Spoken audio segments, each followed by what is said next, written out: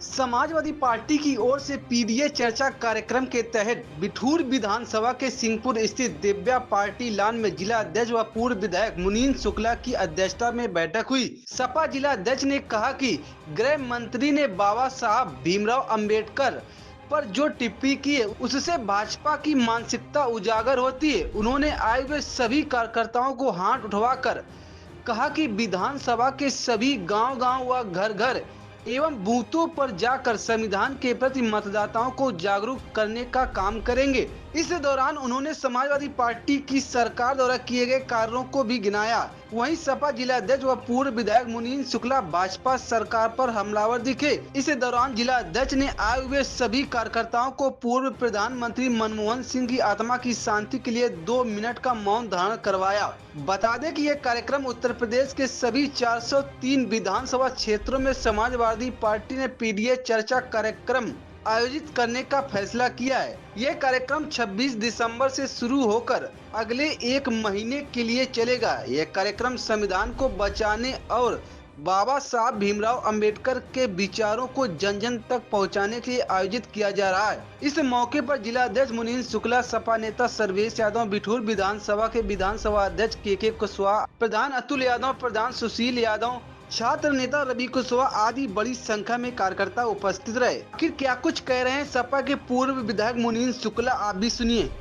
देखिए, अमित शाह नहीं, पूरी भाजपा और आरएसएस ये बाबा साहब के भी खिलाफ है, बाबा साहब के दिए गए संविधान के भी खिलाफ है। ये दोनों खिलाफ है। तो ये इन्होंने कोई धोखे से नहीं कह दिया, ये इन्होंने प्लानिंग से ये बात कही है।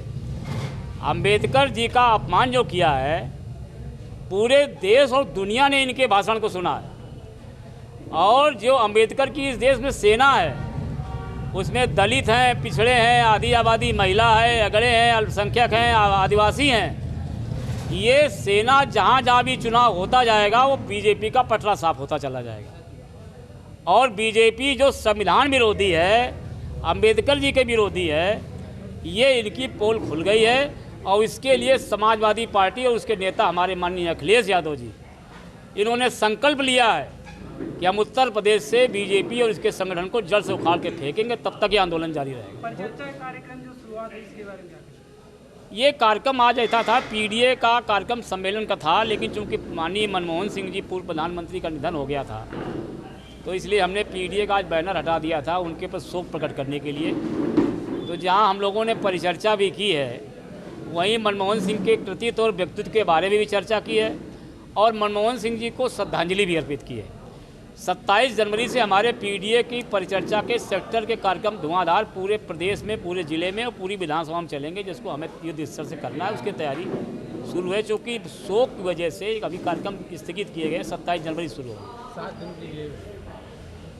और जैसे अभी लोग वो तो कहते हैं कि यानी जो ये कांग्रेस जो पीडीए गठबंधन है, ये लोग संविधान को नहीं मानते थे, संविधान को हमने मतलब संविधान को मानते थे तो पिछड़ों दलित का आरक्षण कहाँ चला गया? वो ये कहते हैं। कहाँ पिछड़े दलित का आरक्षण कर चला गया? वो कहते हैं सभी को ये कभी नहीं इन्होंने माना संविधान को। इन्होंने आरक्षण खत्म किया। ये तो संविधान ही खत्म करना चाहते थे। अगर 400 पार हो जाते तो संविधान ही खत्म हो जाता।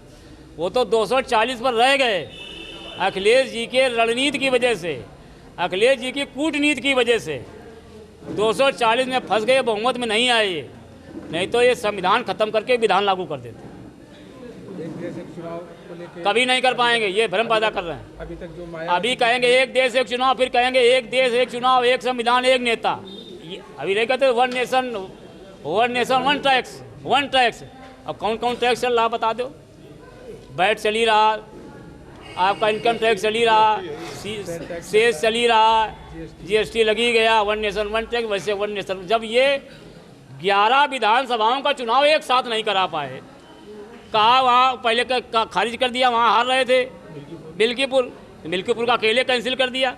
फिर देखा कि 13 तारीख को सब हारे जा रहे हैं, तो 13 से बढ़ा के 20 कर दिया। तो जब एक प्रदेश में 12 विधानसभाएं, 11 विधानसभाएं एक साथ नहीं करा सकते, वन नेशन वन इलेक्शन, तो इनका कल्पना ही नहीं, तो सब जुमला है इनका।